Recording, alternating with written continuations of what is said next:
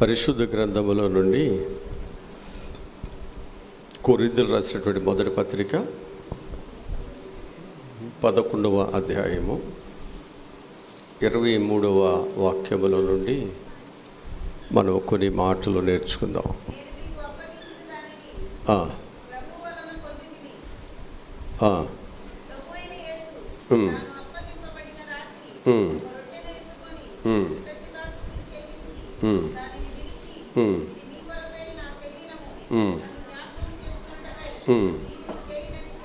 చాలు. ఇక్కడ మనం జ్ఞాపకం చేసుకుంటే ఈ ప్రభు బల్ల కార్యక్రమం ఏదైతే ఉందో ఇది పౌలు గారికి దేవుని నుండి కలిగినటువంటిది అని చెప్పేసి ఆయన సంతోషిస్తున్నట్లుగా మనకు అనిపిస్తుంది. ఈరోజు మనందరము కూడా ప్రభు రాత్రి భోజనాన్ని తీసుకోవటానికి మనందరం కూడా ఈ స్థలాలకు వచ్చాం.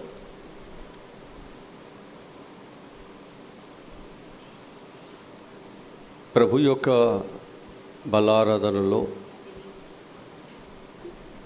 పాలిపంపులు పొందేటువంటి వారికి ఉండవలసిన లక్షణాలు నేను కొన్ని విషయాలు నేను ముందుకు తీసుకొస్తాను.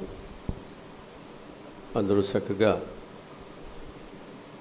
ఈ ప్రభు బలలో ఉండేటువంటి వారికి ఈ లక్షణాలు ఉన్నాయా లేవా అనేటువంటి దాన్ని మనం జాగ్రత్తగా చూసుకోవాల్సిన అవసరం మన మీద ఉంచబడి ఉంది. మొదటిది, దేవుని యొక్క బిడ్డలు ఏం చేయాలి అంటే కడుక్కోవాలి, శుద్ధి చేసుకోవాలి. మొదటి యోహాను సువార్త 13వ అధ్యాయము 5వ వాక్యముల నుండి చదువుదాం.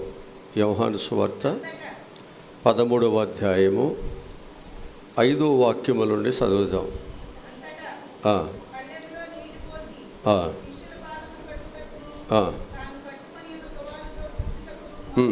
చాలు.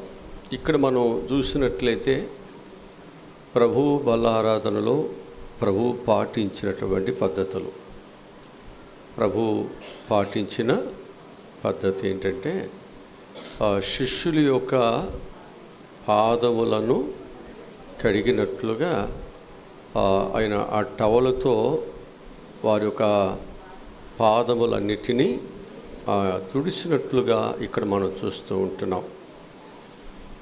పాత నిబంధనలో కూడా మనకు కనబడుతున్నది ఈ అనుభవం, అలవాటు.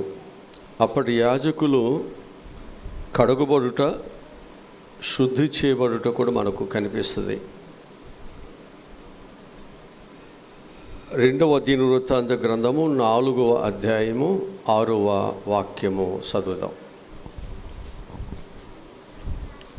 2వ దినవృత్తాంత గ్రంథము 4వ అధ్యాయము 6వ వచనం.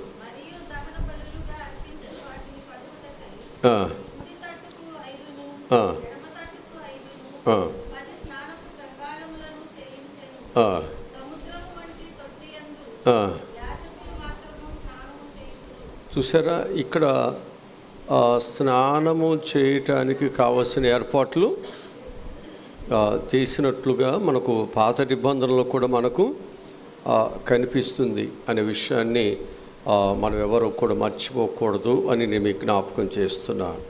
అంటే దీనిని బట్టి మనము పాత నిబంధన అయినా క్రొత్త నిబంధన అయినా శుద్ధీకరణ అనేది దేవుని పిల్లలకి అవసరమై ఉంది. కనుక ప్రతి ఒక్కరూ ప్రభు బలలో ఉండేటువంటి ఎవరైనా వారు ఏం చేయబడాలి అంటే శుద్ధి చేయబడాలి. ఇక్కడ మనం జ్ఞాపకం చేసుకుంటే శుద్ధి అనేటువంటిది శరీరానికి కావాలి, ఆత్మకు కూడా కావాలి కదా. దేనికి కావాలి? శరీరానికి కావాలి, ఆత్మకు కూడా కావాలి. దీనికి కొంచెం డిఫరెన్స్గా ఒక విషయం చెప్తాను. ఒక పాపాత్మురాలటువంటి స్త్రీ యేసు ప్రభు యొక్క పాదాల దగ్గర చేరి అవి ఏం చేసింది? యేసు ప్రభు పాదాలు కడిగింది. అక్కడ నీళ్ళు అనేటువంటివి ఏ దానిలో కూడా లేవు, కానీ అక్కడ ఆమె ఏ నీటినితో ఆయన యొక్క పాదాలు కడిగింది అంటే ఆమె యొక్క కన్నీటితో ఆయన పాదాలను కడిగింది. ఈ కడుగుటను బట్టి ఆమె యొక్క విస్తారమైనటువంటి పాపము ఏం చేయబడింది? క్షమించబడింది. హల్లెలూయా, హల్లెలూయా. ఈరోజు నేను మీకు జ్ఞాపకం చేస్తున్నాను, నీ జీవితంలో కడుగుబడుట అనేటువంటి దేవుడు కోరుతున్నాడు. మనం ఎప్పుడైతే కడగబడుతున్నామో నీ పాపములు దేవుడు క్షమిస్తాడు. పాపములు క్షమిస్తేనే శుద్ధీకరణ జరిగినట్లు. అర్థమవుతుందా? శుద్ధీకరణ జరిగినట్లు. ఇక్కడ చేరిన ప్రతి ఒక్కరూ శుద్ధీకరణ లేకుండా అపరిశుద్ధులుగా మనం ఎవరూ కూడా దేవునితో సహవాసము చేయకూడదు. ఇది మనకు ఒక ఆశీర్వాదకరమైన దీవెనలను అనుగ్రహించే పరిశుద్ధమైన స్థలం ఇది. కనుక ఈ స్థలములో మనకి ఏం కావాలి అంటే శుద్ధీకరణ మనకు చాలా అవసరమై ఉంది. కనుక అందరూ చేయాల్సింది ఏంటంటే శుద్ధీకరణ అనేటువంటిది ఆచారము కాదు, కానీ ఇది కేవలం మనం ఏం చేయాలంటే దేవుని వాక్యం మనకి ఏదైతే చెబుతుందో దాన్ని మనం పాటించాలి. మొదటి మాట. ఇక రెండవదిగా మనం చూసినట్లయితే ప్రభు బలలో ఉండేటువంటి వారు తమ్మును తాము పరీక్షించుకోవాలి. తమ్మును తాము ఏం చేసుకోవాలి? ఇది మనకు కొరింథీయులు రాసిన మొదటి పత్రికలో 11వ అధ్యాయము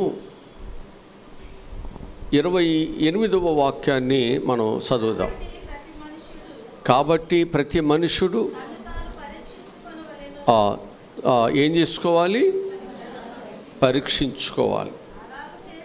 అలాగు చేసి ఆ రొట్టెను తిని ఆ పాత్రలోనిది అంటే పరీక్ష లేకోకుండా మనం త్రాగకూడదు.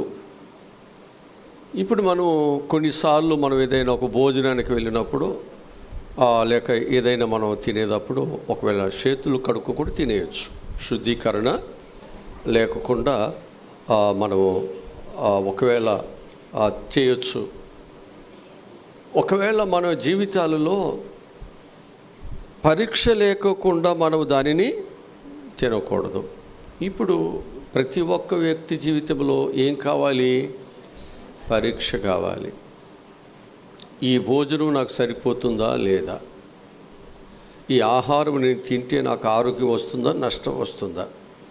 ఇవన్నీ మనం తెలుసుకోకుండా మనం తింటే మనం తిన్నామన్న పేరుంటుంది, కానీ అనర్థకాలు చాలా ఎక్కువ వస్తాయి. అందుకే ప్రతి ఒక్కరూ కూడా చేయాల్సింది ఏంటి అంటే ఏం చేయాలి? పరీక్ష చేసుకోవటం చాలా అవసరమై ఉంది. నేను దీనికి దేవుడు యోగ్యతనిచ్చాడు, అర్హతనిచ్చాడు. ఈ అర్హత కలిగిన బిడ్డగా నేను ఉన్నానా లేదా? అంతే కదా? అర్హత ఇచ్చాడు దేవుడు, కానీ ఈ అర్హతను నేను కాపాడుకుంటున్నానా? ఈ అర్హత అనేటువంటి దానిలో నేను ఉన్నానా? ఒకవేళ దీని నుండి ఏమైనా తొలగిపోయానా? మనం ఏం చేయాలి అంటే ఎప్పటికప్పుడే మనల్ని మనమే పరీక్షించుకోవటం.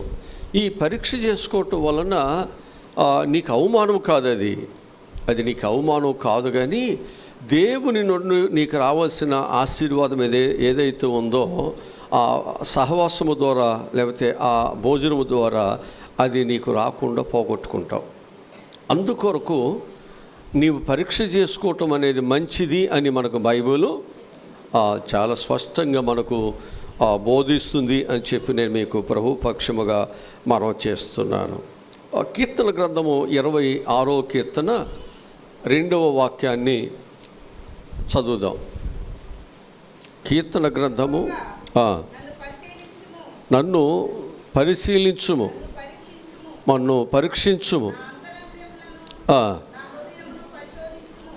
నన్ను ఏం చేయాలంటున్నాడు? పరిశోధించాలంటున్నాడా లేదా? అది క్రైస్తవ జీవితాల్లో దేవుడు పరీక్ష చేయవాడు కాబట్టి ఆయన దగ్గర దీవులు సంపాదించుకోవటానికి వచ్చిన మనము ఏం చేయాలన్నమాట?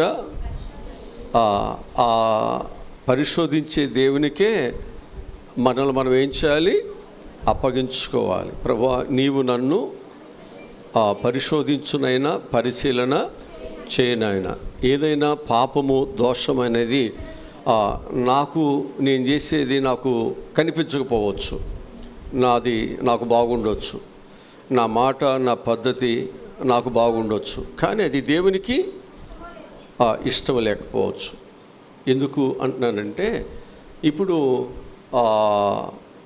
లేయ విషయంలో తండ్రి చేసింది అది తండ్రికి న్యాయం, కానీ యాకోబుకి అది మోసం. అర్థమవుతుందా? తండ్రికేమో అది న్యాయం. ఎందుకని? పెద్ద కుమార్తెకి వివాహం చేయకుండా చిన్న కుమార్తెకి వివాహం చేయటం సంప్రదాయానికి మంచిది కాదు, కాబట్టి న్యాయం ఆయనకి. ఇప్పుడు యాకోబు విషయంలో ఏంటి? నన్ను మోసం చేశావు అంటే, నేను ఎందుకు ఈ విషయాన్ని చెప్తున్నానంటే, నీవు అనుసరిస్తున్నది నీకు న్యాయంగా ఉండవచ్చు, కానీ ఎదుటి వారికి అన్యాయం జరగవచ్చు. అందుకే మనకు న్యాయకర్త ఉన్నాడుగా,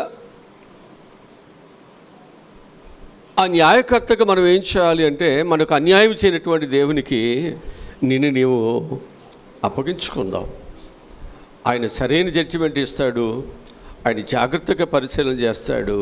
ఆయన ఎక్కువ తక్కువ అని ఏది చూడు. జాగ్రత్తగా ప్రతి ఒక్కరిని ఏం చేస్తాడంటే క్షుణ్ణముగా పరిశీలన చేసి, ఆ పరిశీలన ద్వారా దేవుడు వారికి సహాయమును దయచేస్తాడు. అందుకే క్రైస్తవ జీవితాల్లో మనం ఎవరికి అప్పగించుకోవాలి? ఆ దేవునికి నీవు అప్పగించుకుందాం. ఇక మూడవదిగా మనం చూసినట్లయితే తగ్గించుకొనుట. మూడవది ఏంటన్నమాట? యోహాను సువార్త 13వ అధ్యాయము 4వ వాక్యాన్ని చదువుదాం. 13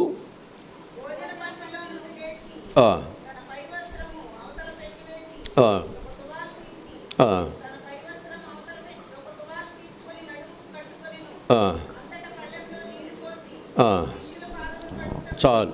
ఇక్కడ మనము చూసినట్లయితే యేసు ప్రభువు వారు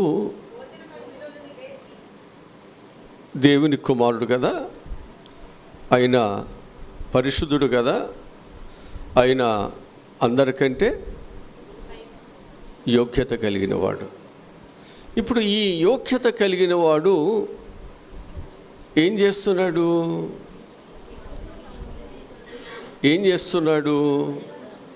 తను పిలిచినటువంటి తన శిష్యులు ఎవరైతే ఉన్నారో, ఆ గురువు పెద్దవాడైన శిష్యుడికి మాదిరి చూపించటానికి ఆయన ఏం చేశాడో తెలుసండి? తాను ఇప్పుడు ఇక్కడ తగ్గించుకున్నట్లు వాక్యం చెప్తుంది. తగ్గించుకున్నట్లు. హల్లెలూయా, హల్లెలూయా. కనుక ఈరోజు నీ జీవితం ఏమవ్వాలో తెలుసా? నువ్వు ఏ స్థితిలో ఉన్నా, నువ్వు దేవుని దగ్గరికి వచ్చిన తరువాత ఆ తగ్గింపు జీవితము అనేటువంటిది నిన్ను నీవు హెచ్చించుకోవటానికి కారణమవుతుంది. చాలా విషయాల్లో మనం ఏం చేయలేము అంటే, మనము తగ్గించుకోలేనటువంటి పరిస్థితి. ఎప్పుడైతే మనము తగ్గించుకునేటువంటి స్వభావంలోనికి, పరిస్థితిలోనికి మనము వస్తామో, ఖచ్చితంగా దేవుడు మనకి ఏం చేస్తాడు? దేవుడు మనకు సహాయాన్ని మనకు అందిస్తారు అనే విషయాన్ని నేను మీ అందరికి కూడా ప్రభు పక్షముగా జ్ఞాపకము చేస్తూ ఉంటున్నా. కనుక తగ్గించుకోవటం అనేటువంటిది దేవుని వ్యక్తిత్వం. అది దేవుని దగ్గర ఉన్నటువంటి అది వ్యక్తిత్వం. కనుక మనము కూడా దేవుని యొక్క పిల్లలుగా తగ్గించుకోవటం అనేటువంటిది మనం కూడా నేర్చుకోవాలి అని బైబిల్ మనకు బోధిస్తూ ఉంది. అందరూ గ్రహించాలని నేను మీకు జ్ఞాపకం చేస్తున్నాను. ఫిలిప్పీయులకు రాసిన పత్రికలో 2వ అధ్యాయము 8వ వాక్యములో చెప్పబడిన మాటలు మనం చూద్దాం. కనబడి అనగా సిలువ మరణము పొందినంతగా. హల్లెలూయా. అంటే తగ్గించుకోవటం వల్ల మనం ఏమనుకుంటామంటే నా గౌరవం పోతుంది, సమాజంలో నేను చాలా పలసనైపోతున్నాను, సమాజంలో నాకున్నటువంటి హోదా పడిపోతుందేమో అని మనం ఏం చేస్తామంటే మన హోదా కొరకు, మన యొక్క హెచ్చైనటువంటి జీవితం కొరకు ఆలోచిస్తున్నాం. కానీ దేవుని వాక్యం చెబుతుంది, దేవుని వాక్యం మనకు చెప్తుంది. ఏమని చెబుతుంది అంటే ఆయన ఏ పాపము, ఏ తప్పిదము, ఏ దోషము అక్కడ కనిపించకపోయినా ఆ ప్రభు ఏం చేశాడు తెలుసండి, వారు వేసే ప్రతి శిక్షకు కూడా ఆయన ఏం చేశాడు, అవిధేయత చూపించాడు. అంటే ప్రభు చెప్పేది ఏంటంటే పై అధికారులు వారు ఎవరైనప్పటికీ వారు ఎలాంటి శిక్షావిధి వేస్తున్నప్పటికీ కూడా ఆ అధికారుల యొక్క శిక్షను లేకపోతే వారు వేసినటువంటి దానిని గౌరవించటం నేర్పిస్తున్నాడు. ఇక్కడ గౌరవించటం.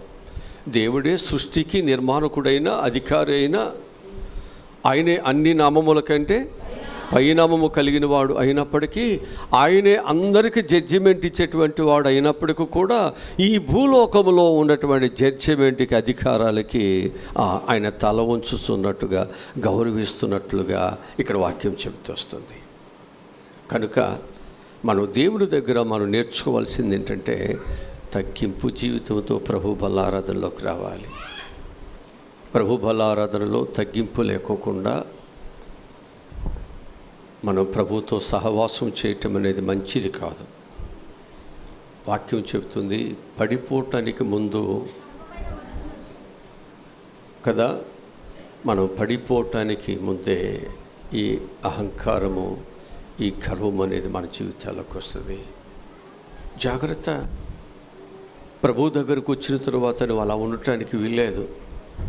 ప్రభు ఏ విధముగా ఆయన బలారాధనలో ఆయన తన బిడ్డలను నడిపిస్తున్నాడో మాదిరిని చూపించాడు. మనం ఏం చేయాలంటే ఈ మాదిరిని మనం కూడా ఇక్కడ చూపించి, మనం లేకపోయినా ఈ మాదిరికి నడవాలి. ఇక్కడ నడవాల్సింది ఇది. ఈ క్రమం తప్పిపోవటానికి వీల్లేదు.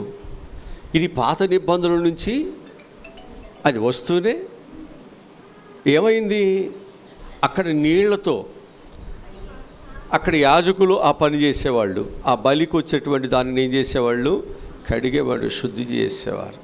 కానీ ఇక్కడికి వచ్చేసరికి యేసు ప్రభు వారు కడిగినట్లుగా మనం చూస్తున్నాం. ఇంకా కొంచెం జాగ్రత్తగా ముందుకెళ్ళేసరికి ఏమవుతుందో తెలుసండి, వారు శారీరకముగా కాదు ఆధ్యాత్మికముగా వారు ఏం చేస్తున్నారు, కడుగుతున్నారు. ఇక్కడ మనం ఆధ్యాత్మికమైనటువంటి స్థితిని మనం కోరుకుంటున్నాం. రాత్రి చెప్పాను, లేయా భర్త ప్రేమకు దూరం అయింది. భర్త హత్తుకుంటాడు అనుకుంది, భర్త ఆయన్ని హత్తుకోలేదు. తునీకారము నొందింది.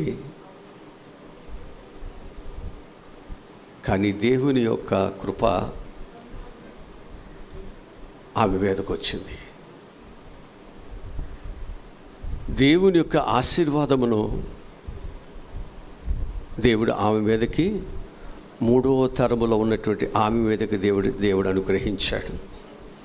అబ్రహాముకి ఇవ్వనటువంటి వాగ్దానము ఇస్సాకులో నెరవేరలేదు, కానీ ఇస్సాకు యొక్క కుమారుడైన యాకోబులో నెరవేర్చబడింది.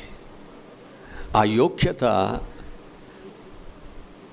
రాహేలు నుండి కలగలేదు, కానీ లేయా నుండి దేవుడు ఆ కృపనిచ్చాడు. ఈరోజు నేను మీకు జ్ఞాపకం చేస్తున్నాను, లోకము ఒకవేళ నిన్ను హత్తుకోపోవచ్చు, లోకము నిన్ను ద్వేషించవచ్చు. మన మధ్య సేవకుడు ఒక పాట పాడాడు కదా, లోకము నన్ను హేళన చేసినను చుట్టూ చేరగా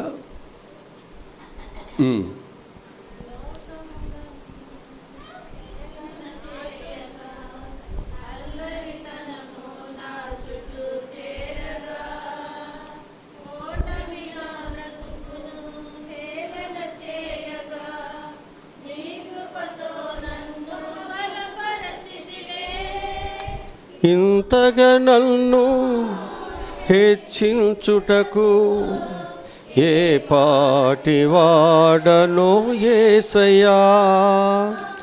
ఇంతగా నన్ను హెచ్చించుటకు ఏ పాటి వాడనో, నీ కృపకు ఎల్లప్పుడు కృతజ్ఞుడను. నీ కృపకు కృపయే కృపయే ఏమయ్యున్నానో నీ కృపయే కృపయే కృపయే నే బ్రతికియున్నానంటే కృపయే కృపయే కృపయే నేనేమయ్యున్నానో నీ కృపయే కృపయే కృపయే నే బ్రతికియున్నానంటే. హల్లెలూయా. అవమానములు, నిందలు, అవహేళనలు, అనేకమైన పరిస్థితులు, ఓటమి మన చుట్టూ చేరినప్పుడు సమాజం వీళ్ళ ప్రార్థన ఏమైంది, వీళ్ళ దేవుడు ఏమయ్యాడు, దేవుడు వీరికి సహాయము చేయట్లేదా? ఒక పక్క కష్టాలు, అవమానాలుంటే మరొక ప్రక్క నిందించేటువంటి వారు, అవహేళనలు మన జీవితాన్ని ఇటు శారీరకముగాను ఇటు మానసికంగాను మనలను గాయపరచడం జరుగుతుంది. కానీ దేవుడు అనేవాడు మనకున్నాడు. ఆ దేవుడు నీవు ఎంత తగ్గించబడుతున్నావో అంతగా దేవుడు నిన్ను హెచ్చించేవాడై ఉన్నాడు. వాస్తవంగా లేయా అందహీనురాలే కావచ్చు రాహేలు కంటే, కానీ దేవుని యొక్క కృప పొందుకోవటానికి రాహేలు కంటే లేయానే అర్హురాలుగా ఉంది. మనుషుల దృష్టిలో నీవు ఒకవేళ కృప పొందుకోవటానికి అర్హత కలిగిన అందచందాలు అన్ని ఉండొచ్చేమో, కానీ దేవుని దగ్గర కృప పొందుకునేటువంటి ఆ సౌందర్యం నీలో లేదు. మనుషులు ఒకవేళ నిన్ను ప్రేమిస్తే వారి ప్రేమ మాత్రమే నీకు దక్కుతుంది. అదే దేవుని యొక్క ప్రేమ నీకు వస్తే ఆ దేవుడు ఇహమందును పరమందును కూడా దేవుడు నిన్ను గొప్పగా హెచ్చిస్తాడు. అందుకే నేను చెప్పేది ఏంటంటే, లేయా జీవితము అవహేళన చేయబడుతున్న, లేయా జీవితము తృణీకరించబడుతున్న, అన్నిటిలో ఆమె యొక్క జీవితము చాలా బాధకు నిందకు గురైపోతున్నా దేవుడు మాత్రము ఆమెను హెచ్చిస్తూనే ఉన్నాడు. ఈరోజు నేను అంటున్నాను, నిన్ను హెచ్చించే దేవుడు చెబుతున్నాడు, నువ్వు తగ్గించుకో, నేను నిన్ను హెచ్చిస్తాను. మనుషులు ఎదుట నిన్ను నీవు హెచ్చించుకోవద్దు. నువ్వు దేవుని ఎదుట నువ్వు తగ్గించుకుని ఉంటే మనుషులు ఎదుట నిన్ను ఎక్కలేని ఇక్కడ తగ్గింపు జీవితము నీ కుటుంబంలో, నీ ఉద్యోగాలలో, నీ వ్యాపారములో, నీ కలిగిన అన్నిటిలో దేవుడు నిన్ను హెచ్చిస్తాడు. హల్లెలూయా. అదే ఇక్కడ దేవుడు నేర్చుకోమన్న పాఠం ఇది. పరలోకములో ఎవరు గొప్పవారయ్యా అంటే, ఈ భూలోకంలో ఏం చేయాలి? తగ్గించుకుని ఇక్కడ ఉండాలి. అక్కడ వాళ్ళు గొప్పవాళ్ళు అయిపోతారు. ఇక వాళ్ళు గొప్పవాళ్ళు అవుతారు. ఇక్కడ నేను హెచ్చించుకున్నప్పుడు నీవు దేవుని వాక్యాన్ని, దేవుని మార్గాన్ని నువ్వు వెంబడించట్లేదుగా, దేవుడు మనకి ఇచ్చిన మార్గంలో నడవట్లేదు కదా, నీ జీవితంలో నిన్ను నీవు హెచ్చించుకుంటున్నావు కదా, అంతే కదా. ఇక్కడ అందుకే మనం చూస్తే లేయా రాహేలు కంటే ఎక్కువ కాలం బ్రతికింది. లేయా రాహేలు కంటే ఎక్కువ కృప దేవుని దగ్గర సంపాదించుకుంది. లేయా రాహేలు కంటే తన పితరుల యొక్క సమాధిలో, ఆశీర్వదించబడినటువంటి సమాధుల్లో ఆమె చేర్చబడింది. ఈరోజు నేను అంటున్నాను, లోకము ఒకవేళ నీలో ఉన్నటువంటి దాన్ని బట్టి నువ్వు ఆకర్షించుకోలేదే, నేను సంపాదించుకోలేదని నువ్వు అనుకున్నంత కాలము, లోకాన్ని చూసినంత కాలము, లోకములో ఉన్న కొదువులు చూసినంత కాలము దేవుని స్తుతించలేవు, దేవుని స్తుతించలేవు, దేవుని వైపు చూడలేవు. నీ ధ్యాస, నీ మనసంతా కూడా ఈ లోకములో ఉన్నటువంటి కొదువు కొరకే నువ్వు ప్రయత్నం చేస్తావు, దానివైపు నువ్వు సాగిపోతావు తప్ప దేవుని స్తుతించాలే, ఇది దేవుడు నాకు సహాయమును చేస్తాడే అనే మనసు మనకు లేదు. రాహేలు జీవితము దేవుని వైపు మళ్ళించబడింది. నా భర్త కాదు, నా భర్త అవహేళన చేస్తున్నా, అవమానపరుస్తున్నా, ఆయన ప్రేమను భార్యగా నాకు ఇవ్వకపోయినా నా దేవుడు మాత్రమే నాకు సహాయమును చేస్తున్నాడని దేవుని స్తుతించడం ప్రారంభించింది, దేవుని గణపరచడం ప్రారంభించింది. అందుకే ఆమె బ్రతకగలిగింది. లోకము అవహేళన, అవమానం చేస్తున్నప్పుడు ఈ బ్రతుకెందుకు, చనిపోతే బాగుండు అనే మనసు నీకు కలుగుతుంది. కానీ నువ్వు దేవుని వైపు చూస్తే దేవుడే నిన్ను బ్రతికిస్తాడు, దేవుడే నీకు సహాయమును దయచేస్తాడు. కనుక ఇక్కడ మనం నేర్చుకోవాల్సింది ఏంటంటే, దేవుని కుమారుడయుండి తను తాను ఆయన తగ్గించుకున్న ఆ విధానాన్ని మనం చూసినప్పుడు, ఆ విధానమే ఆయనని అన్ని నామముల కంటే పైనామము కలిగిన వాడుగా ఆ దేవుడు ఆయనని హెచ్చించాడు. కనుక నిన్ను నన్ను కూడా దేవుడు హెచ్చిస్తాడు. నీ తగ్గింపు జీవితం నీకేమి నష్టం అనేది రాదు అనే విషయాన్ని నేను మీకు జ్ఞాపకం చేస్తున్నా. ఇక నాలుగవదిగా మనము చూసినట్లయితే, వివేచన కలిగి ప్రభు బలలోకి రావాలి, తీసుకోవాలి. ఏం కలిగి? వివేచన కలిగి ప్రభు బలను మనము ఆచరించాలి. ఏంటి వివేచన? ఇది ప్రభు శరీరమని, ఇది ప్రభు యొక్క రక్తమని వివేచించి తిని త్రాగాలి. వివేచన లేకుండా మనము ఎట్లా పడితే అట్లా మనం దీన్ని చేయటానికి వీల్లేదు. ప్రతిదానికి ఒక పద్ధతి ఉంది. ఆ పద్ధతి ప్రకారం మనం ఏ పనైనా మనం చేయాలి. మరి ఈ పద్ధతిని దేవుడు చెప్పాడు. ఈ పద్ధతిని పాటిస్తేనే రక్షించబడతాం. దేవుడు జలప్రళయం వస్తుందన్నప్పుడు ఆ జలప్రళయంలో తన ప్రజలను కాపాడాలనుకున్నటువంటి దేవుడు ఏం చేశాడు? ఆయన ఒక ఓడని సిద్ధపరచమని ఎవరికి అప్పగించాడు? ఎవరు పడితే వాళ్ళకి అప్పగించలేదు. ఆ తరము వారిలో నీతిమంతుడుగా ఉన్నటువంటి నోహకు అప్పగించాడు. ఇప్పుడు ఈయనకి ఒక పద్ధతి చెప్పాడు. ఇంత వెడల్పు ఉండాలి, ఇంత బారు ఉండాలి, ఇన్ని అంతస్తులు ఉండాలి, ఇన్ని కిటికీలు, ఇవన్నీ ఇలా ఉండాలి. దీనిని ఏ చెక్కతో చేయాలో, ఏం చేయాలో అన్నీ చెప్పాడు. ఒక పద్ధతి ప్రకారముగా అన్నీ చెప్పాడు.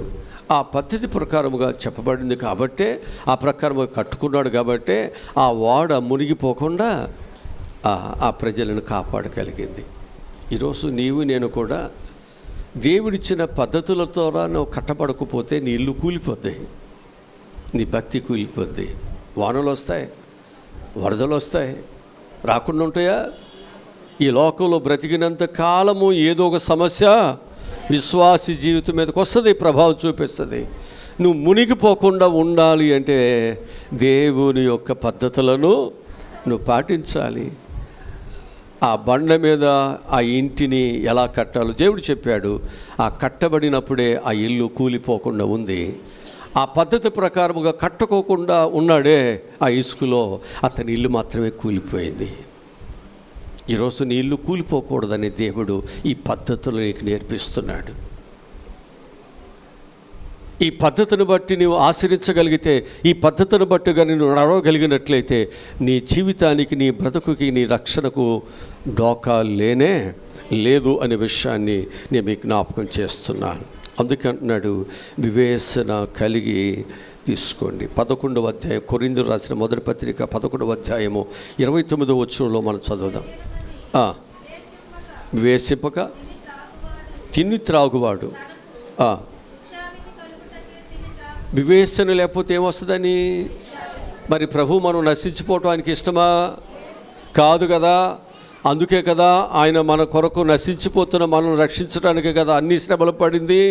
మళ్ళీ ఇక్కడికి వచ్చిన తర్వాత కూడా నీవు ఆస్వాదించబడవలసిన మనము, దీవించబడవలసిన మనము వివేచన లేకుండా, భయము లేకుండా, భక్తి లేకుండా ఇష్టానుసారంగా ప్రవర్తిస్తూ మళ్ళీ ఇక్కడికి వచ్చేసి మనం తీసేసుకుంటే ఇది నీకు మంచిదేనా?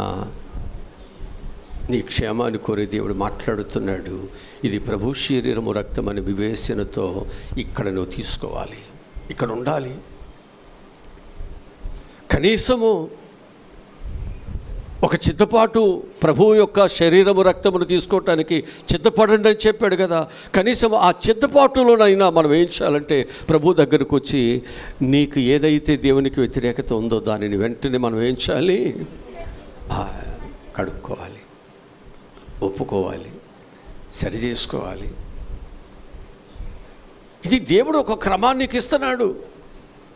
నేను ఈ లోకములో ఉన్నానయ్యా, కొన్ని పరిస్థితులు నా జీవితం మీద, నా మీద ఈ ప్రభావం చూపిస్తుంది కనుక నేను ఈ పరిస్థితుల్లో ఉన్నానైనా, కానీ నీ శరీరానికి రక్తానికి నేను దూరముగా ఉండలేనయ్యా. నువ్వేం చేయాలి అంటే ఆ శరీర రక్తము తీసుకునే ముందు దేవునికి ఇచ్చిన దానిలో చిత్తపాటు అవసరమైంది. చిత్తపడండి, వివేచించండి, పరీక్షించుకోండి. దేవుని యొక్క బిడ్డలుగా నీ జీవితంలో క్షేమాభివృద్ధిని నువ్వు కలిగి జీవించాలి. నీకు శిక్ష విధి రాకూడదు, నువ్వు నష్టపోకూడదు. నీ జీవితానికి ఈ భక్తి, ఈ సహవాసము, ఈ శరీరము, ఈ భోజనము నీకు ఇబ్బందిని కలిగించకూడదు. నువ్వు అనుకోవచ్చు, పాస్టర్ గారికి తెలియదుగా, అమ్మగారికి తెలియదుగా, లేకపోతే నా తల్లిదండ్రులు తెలియదుగా, లేకపోతే నా సంఘములు ఉన్న వారికి నేను చేసేవి తెలియదుగా. కనుక తెలియదు కాబట్టి నాకేమీ భయం లేదు. ఇక్కడ మనం చేసే పని మనుషులు చూస్తే భయపడాలని కాదు. ఇక్కడ అసలు వాళ్ళకి నువ్వు భయపడాల్సిన అవసరతే లేదు. సేవకులు భయపడాల్సిన పని లేదు, ఎవరికి భయపడాల్సిన పని లేదు. ఈ మాట అన్నాను కదా అని అయ్యగారికి భయపడవద్దు అన్నారుగా. అయ్యగారు నువ్వేగా చెప్పిందని మళ్ళీ ఇట్ట ఒక అయ్యగారు ఎట్టాగానంట మాట వరుసకన్నాడంట, నల్లగారు నెయ్యి బాగుంటుందమ్మా అని అన్నాడంట. ఆమె ఏం చేస్తుంది, వాళ్ళ ఇంటికి వెళ్ళినప్పుడల్లా రోజు నల్లగారు నెయ్యి పెడుతుందంట. అయ్యగారు పాపం బాధపడుతున్నాడంట, నేను గబాల్ని నోరు జారేనే. ఇప్పుడు కాదంటే ఎట్ట, అది తిన్నాకాడి నుంచి ఈయనకి వేడి చేసి నాన్న బాధలంట. కనుక కొన్నిసార్లు అయ్యగారికి కూడా భయపడాల్సిన పని లేదులంటే అయ్యగారి చెప్పాడు కాబట్టి మనం అయ్యగారిని కూడా లెక్క చేయాల్సిన పని ఏమి అని కాదండి. ఇక్కడ మనం భయపడాల్సింది నీ కొరకు నా కొరకు ప్రాణం పెట్టిన ఆ దేవునికి. హల్లెలూయా, హల్లెలూయా. కనుక ఇక్కడ మనం జాగ్రత్తగా మనం ఆలోచన చేసినట్లయితే మనము ప్రభు యొక్క బలారాధనలోకి మనం వచ్చినప్పుడు ఇది పరిశుద్ధమైనది, ఇది దేవుని శరీరము, ఇది దేవుని రక్తము. నేను దీనిని తీసుకునేటప్పుడు నాకు ఈ పరిశుద్ధత ఉందా లేదా మనల్ని మనం ఏం చేసుకోవాలి? చూసుకోవాలిగా. ప్రతి ఒక్కరూ జాగ్రత్తగా చూసుకుని ఏం చేయాలంటే నీకు ఇవ్వబడినటువంటి ఈ కొద్ది వ్యవధిలో నిర్లక్ష్యము లేకోకుండా భయముతో, భక్తితో మనం ఏం చేయాలి? ఒకటి మీకు చెప్తాను, మీకు అర్థం ఒకటి చెప్తాను. ప్రార్థన అనేటువంటిది మనసుతో చేస్తాము, ఆత్మతో చేస్తాము, అందరికీ వినిపించేటట్లుగా గట్టిగా కేకలు వేస్తాం. గట్టిగా కేకలేసి గట్టిగా మనం ఇక్కడేదో అల్లరి చేస్తేనే దేవుని ఆత్మ అనుకోవద్దండి. అసలు అట్లా ఇట్టి పరిస్థితులు అనుకోవద్దు. నేను అంటున్నాను, ప్రార్థన అనేటువంటిది అది మూలుగులతో ఉంటుంది. అది విరిగి నలిగిన ఆ మనసుతో హృదయముతో ఉంటుంది. తద్వారా నీవు ఎలా ఇరిగిపోతున్నావు, నలిగిపోతున్నావు అనేది నీ కన్నులు చెబుతాయి. నీ కంటి నుండి ఆ నీళ్లు రక్తపు బిందుల్లాగా కారిపోతూ ఉంటాయి. పశ్చాత్తాపం అదే. చాలామంది జీవితాల్లో ఏడ్చినట్లు స్వరం పెడతారు, కానీ వాడి కంటెంబట చొక్క నీరు రాదు, ఉట్టిదే. అప్పటికప్పుడు ఏడ్చినట్టుగా అంటాడు. అప్పటికప్పుడు అసలు ఏడ్చేవాడు మాట్లాడటానికి స్వరం వస్తుందా? మరి అదంతా నటన కాదు. జాగ్రత్త. నిజమైన పశ్చాత్తాపం కలిగిన హృదయము మళ్ళీ ఒక వ్యక్తితో మాట్లాడాలన్నా సరి చేసుకోవాలి. మాట్లాడలేము. అది నిజమైన పశ్చాత్తాపం, అది నిజమైన ప్రార్థన. చాలామంది నటన చేస్తారే, అలాంటిది నీకు ఏ ప్రయోజనము అంటాడు. మోసపోకుడి దేవుడు. జాగ్రత్త. దేవుడు పైరూపం చూడు, హృదయాంతరంగాన్ని చూస్తాడు. మనుషులు పైరూపాన్ని చూస్తారు, దేవుడైతే అంతరంగాన్ని చూస్తున్నాడు. హల్లెలూయా. వాక్యముల నుండి మనం చాలా విషయాలు మనం నేర్చుకుంటున్నాం. ప్రభు బలలోకి వచ్చేసరికి మనం ఏం చేయాలి? అది నీ వివేచన కలిగి ఇక్కడ నువ్వు ప్రార్థన చేస్తుంటే నీ వెనుక వచ్చేవాళ్ళు ఈ బలలోకి వచ్చినప్పుడు, మా పెద్దవాళ్ళు ఇలా ప్రార్థన చేసి ఇలా ఏడ్చి కన్నీటితో ఈ ప్రభు బలారాధనలో పాలుపుంపులు పొందారు కదా అని నిన్ను చూసి వాళ్ళు నేర్చుకోవాలి. అలాగూ ఇక్కడ నువ్వు బ్రతకాలి. కానీ నీవు దేవునికి అడ్డుబండగా, ఇతరులకు నీవు ఒక తప్పు తోవని చూపించేవారుగా, దేవుడు వేసిన ధర్మశాస్త్రాన్ని నువ్వు పాడు చేయవాడుగా ప్రభు బలలో ఉండొద్దు. నిష్టానుసారంగా ఉండి ప్రభు బలలో జాగ్రత్త. వివేచన చాలా అవసరమైంది. ఇది నీ మటుకే కాదండి. ఈ ప్రయోజనం నీ వెనుక వచ్చేవాళ్ళకు కూడా నువ్వు ప్రయోజనకరంగా ఉండాలి. రాబోయే తరానికి నువ్వు ప్రయోజనకరంగా ఉండాలి. ఈరోజు నేను చేస్తున్న భక్తి, ఈరోజు నేను వేస్తున్న పునాది అనేక తరాలు ఇది నిలిచి ఉండాలి. ఇది నేను లేకపోవచ్చు, ఇక్కడ నిలిచి ఉండాల్సిందే. ఈ క్రమాన్ని మనం పాటించాల్సిందే. ఈ క్రమశిక్షణ మనం ఏం చేయాలి? మనం పాటించాల్సిందే. ఐదవదిగా మనం చూస్తే కొరింథీయులకు రాసిన మొదటి పత్రిక 11వ అధ్యాయం 32-33 వచనాలు మనం చదివితే, శిక్షావిధి కలగకుండా ఉండటానికి మనం ఇక్కడ ప్రభు బలలో మన పాలుపుంపులు పొందాలి. చదవండి.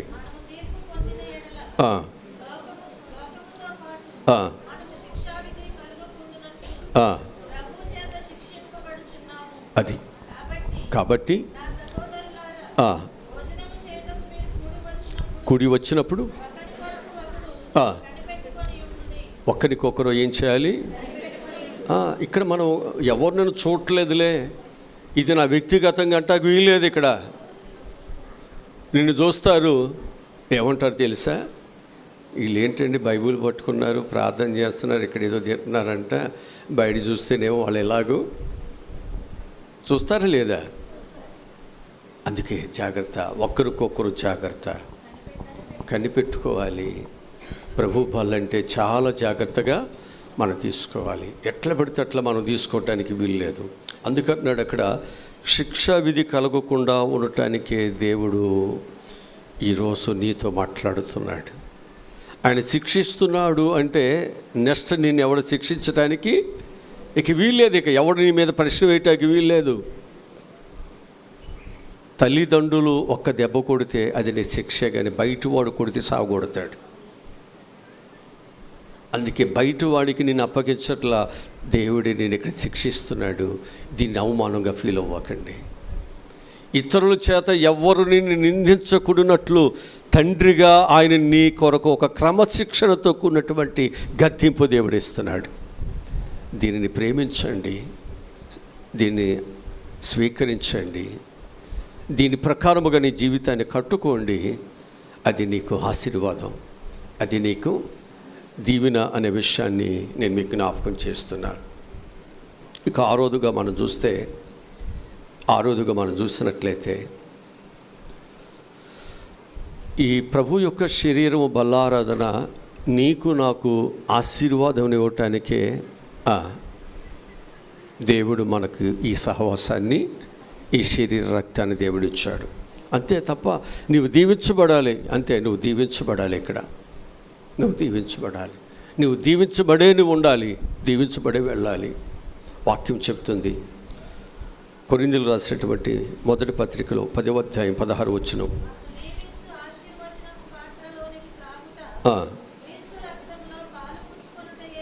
అది ఇది మనల్ని దీవించి ఆస్వాదించేటువంటి ఇది పాత్రలో మనం తింటున్నాం, అంతేదా? ఈ పాత్రలోనిది మనం దేనికి తింటున్నాం? దేనికి తింటున్నాం? దీవించబడటానికి తింటున్నాం. శాపానికి కాదుగా, దేవుని ఉగ్రత కాదుగా. ఆ దీవులు మనకు రావాలి కదా. మరి ఆ దీవులన్నీ మనకు రావాలంటే మనం ఏం చేయాలంటే, దేవుడు ఏదైతే శిక్షిస్తున్నాడో, ఏదైతే పరీక్షించుకోమంటున్నాడో, ఏదైతే వివేచించమంటున్నాడో, ఏదైతే దిద్దుకోమంటున్నాడో, ఇవన్నీ మనము చేయాల్సిందే. ఇది చేస్తేనే దేవుని ఆశీర్వాదాలు ఖచ్చితంగా నీ మీద, నీ కుటుంబం మీద నిలిచి ఉంటాయి. ఇక చివరకు ఒక మాట చెప్తాను. ప్రభువుకు సాక్షిగా జీవించటానికి దేవుడి శరీర రక్తాన్ని దేవుడు మనకిచ్చాడు. చివరిగా మనం ఏం చేయాలి? దేవునికి సాక్షులుగా, అంటే ఈ ప్రభు శరీరములు ఉండే వాళ్ళందరూ కూడా ఎవరు సాక్షులు? అది చర్చి కూర్చో వాళ్ళందరూ కాదు సుమా, అర్థమవుతుందా? చర్చి కూర్చో వాళ్ళందరూ కాదు. ఎవరు? ప్రభు యొక్క శరీరములో, రక్తములో పాలు పంపులు పొందే ప్రతి ఒక్కరు కూడా ఆ దేవునికి సాక్షులుగా ఉండాలి. అంటే సాక్షులు అంటే ఏంటి? ఇప్పుడు యోబు విషయంలో దేవుడు ఏమన్నాడు? అపవాదితో, నా కుమారుడిని అసలు చూసావా నువ్వు? ఎంతమంది ఉండగా యోబు ఒక్కడేనా? ఆయన కుమారుడు ఎంతమంది లేరు? అవి ఎందుకు చూడలేదు? ఆయనకి గొట్లు బంగారం, డబ్బులు, పేరు, ప్రఖ్యాతలు, పిల్లలు, గొట్లు ఇచ్చేసావు కాబట్టి ఆయన నిన్ను వెంబడిస్తున్నాడు అన్నాడు. అంటే నువ్వు చూసింది ఇదా? నా కుమారుడు యథార్థత, పవిత్రత, భయము, భక్తి, ఇవన్నీ నువ్వు చూడలా, ఇవి చూసావు. ఇప్పుడు దేవుడు ఏది చూసా ఇవన్నీ ఇచ్చాడు? ఆయనలో యథార్థత, చెడుతనమును విసర్జించడము, దేవుని యందు భయభక్తులు కలిగి, ఇవి చూసి నాకు ఆశీర్వాదాలు ఇచ్చాడు. కానీ సాతాడు ఏం చూస్తున్నాడు? అవి చూడట్ల, ఈ గుట్లు ఇళ్ళు, వాకిళ్ళు, డబ్బులు, బంగారం, ఇవి చూసావు. ఇవి చూసి అందుకే నీవు ఆయన నిన్ను అందుకే వెంబడిస్తున్నాడని చెబుతున్నాడు. అప్పుడు అంటాడు, నీ కనులు తెరవబడటానికి. ఎవరి కనులు? సాతాను కనులు తెరవబడటానికి. ఇప్పుడు నా కుమారుడు యొక్క ఆస్తి ఏదైతే ఇది ఉంటే నన్ను ప్రేమిస్తున్నాడు అన్నావు కదా, ఇది నీకు అప్పగిస్తున్నాను, తీసేసుకో. ఆయన ఏం చేశాడు? అన్నీ తీసేశాడా? అన్నీ తీసేశాడు. ఏం చేశాడు? ఆయన దేవుణ్ణి విడిచిపెట్టాడా? దేవుని ప్రేమించాడా? ఒక్క మాట కూడా ఎక్కడైనా తప్పిదముగా దేవుని విషయాలు మాట్లాడా? అదే సాక్ష్యం. ఈ లోకములో, నీ జీవితంలో నువ్వు సాక్షిగా ఉండాలి. దేవుని కలిగిన వాడంటే ఎన్ని కష్టాలు, ఎన్ని బాధలు వచ్చినా దేవుని కొరకు అలాగే అంతే జీవిస్తాడు. దాగుడు మూతలు కాదు. ఇక్కడ మాటలు అక్కడ మాటలు ఇక్కడ చెప్పుకుంటూ, ఇటు పక్కన కాస్త మెరుగ్గా ఉందో ఆ పక్కకి ఒరిగిపోవటం, ఇది కాదు సాక్ష్యం అంటే. చావైనా బ్రతుకైనా, ఉన్నవైనా లేనివైనా, వస్త్రాలు ఉన్నా లేకపోయినా, ఆహారం ఉన్నా లేకపోయినా, మనుషులు ప్రేమించినా ప్రేమించకపోయినా, ఈ లోకములు ఎన్ని కష్టాలు బాధలు ఉన్నా, ప్రాణము ఉన్నంత వరకు నేను దేవుని బిడ్డగా బ్రతుకుతాను. ఇది సాక్ష్యం. లోకము నిన్ను చూస్తుంది కదా, చూడండి ఎలా బ్రతుకుతుందో, ఎలా జీవిస్తున్నారు చూడండి. నువ్వేమి చెప్పవసలా, నీ జీవితమే అక్కడ సాక్ష్యము, నీ జీవితమే పత్రిక, నీ జీవితమే దేవుడు అంటే ఏంటో ప్రజలకు చూపిస్తుంది. అందుకే మీరు లోకానికి పత్రికలు, మీరు లోకానికి వెలుగు, మీరు లోకానికి ఉప్పు, రుచికరమైన జీవితాన్ని లోకానికి చూపించేవారు మీరే. దేవుని బిడ్డలుగా మన జీవితాన్ని మనం జీవించి ఈ లోకములో వెళ్ళిపోవాలి. మనం యేసుప్రభువు వారు జీవించి వెళ్ళిపోయాడు. తర్వాత శిష్యులతో అంటున్నారు, మీరు కూడా ఇలాగే జీవించండి.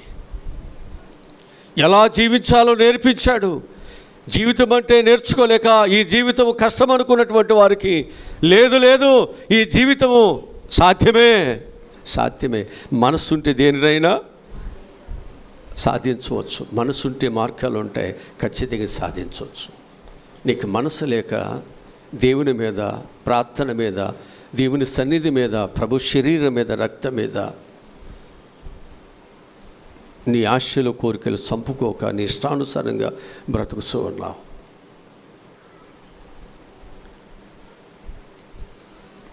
కొరింథీయులకు రాసిన మొదటి పత్రికలో 11వ అధ్యాయము 26వ వచనం చదివి సరిపెట్టేసుకుందాం.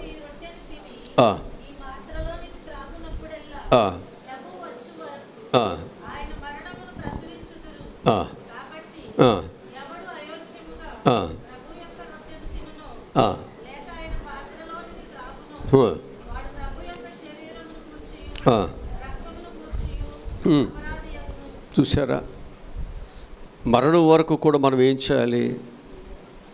ప్రచురం చేయాలి లేదా?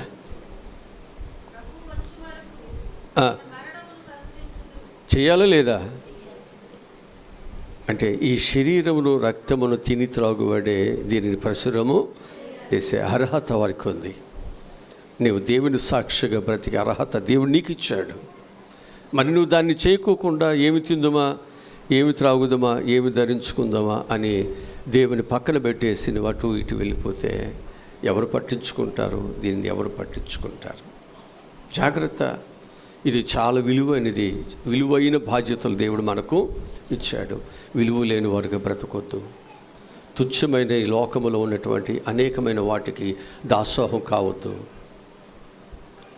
డబ్బులు ఏమైనా మనం సంపాదించాలి, మనలో అవి సంపాదించవద్దు.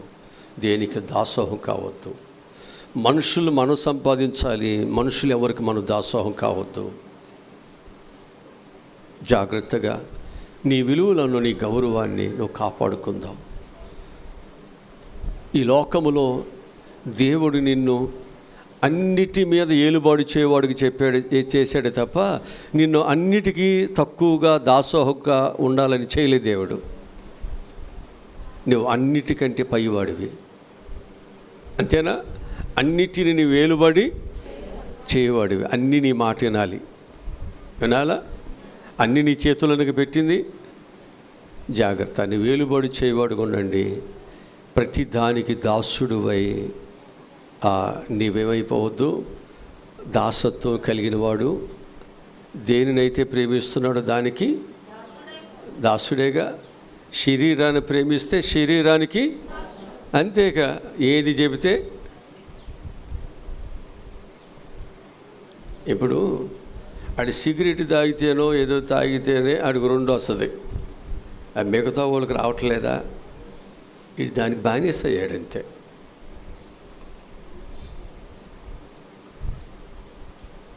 ఒక్కొక్కడికి ఆలోచన ఏది దేన్ని బట్టి వస్తుంది? ఆడే సిగరెట్ బీడీ తాగితే ఆడికి ఆలోచనలు వస్తాయంట. ఆడేదైనా ఒత్తిడికి దేనికైనా లోనైతే ఆడు వెంటనే. మిగతా వాడి సంగతి ఏంటి అంటే నీ శరీరం ఏమైపోయిందండి? దానికి బానిస అయిపోయింది. అది లేకపోతే బ్రతుకు లేదు, అది లేకపోతే నాకు జీవితం లేదు. ఈ విధానాన్ని అనుసరించి నువ్వేమైపోతున్నావంటే దాని వెనుక ఈడ్చుకుని వెళ్ళిపోతున్నావు. సాతాడు కూడా నీ బలహీనతలు గుర్తించాడు, బలహీనతల మీద దెబ్బ కొడుతున్నాడు. ఏమైపోతున్నావు? అంతే. సాతానికి జాగ్రత్త. ఎవరు లేకపోయినా దేవుడు ఉంటే చాలు, ఆయన నీకు సహాయమును చేస్తాడు. దేవుని బిడ్డలుగా ప్రభు బల్ల ఆరాధనలో మనం పాలు పంపులు పొందేటువంటి మన యొక్క జీవితాల్లో ఉండవలసిన లక్షణాలు ఈరోజు మనము నేర్చుకున్నాం కనుక ఇవి మనలో ఉన్నాయా లేవా జాగ్రత్తగా చూసుకుందాం. తల్ల వచ్చండి, ప్రార్థన చేసుకుందాం. మా ప్రభువా రక్షకుడా, ఈరోజు చెప్పినటువంటి విలువైన మాటలు బట్టి వందనాలనైనా. ప్రతి ఒక్క బిడ్డ దేవుని యొక్క కృపలో చక్కగా ప్రభా ఈ ప్రభు యొక్క బల ఆరాధన మాకు జీవనకరం గురటానికి నీ శరీర రక్తాన్ని ఇచ్చావు. దీనిని ప్రభా మేము ఆశీర్వాదకరముగా దేవుడిచ్చినటువంటి ఒక మంచి శక్తివంతమైన భోజనముగా మేము భావించి దీనిని అపరిశుద్ధి చేసుకోకుండా దీని విషయంలో వివేచన, జ్ఞానము, పరిశీలన ఇవన్నీ శుద్ధీకరణ మేము చేసుకుని జాగ్రత్తగా ప్రభా ఈ యొక్క ప్రభు బలారాధనలో పాలుపులు పొంది దేవుని మహిమపరచడానికి మీరే సహాయములను దయచేయమని యేసునామములో ఈ మనవులు ఈ ప్రార్థనలు అడిగి పొందుకుని ఉన్నాము తండ్రి, ఆమేన్. మనందరము పాటుపడుచు దేవునికి మన యొక్క అర్పణలను అర్పించుదాం.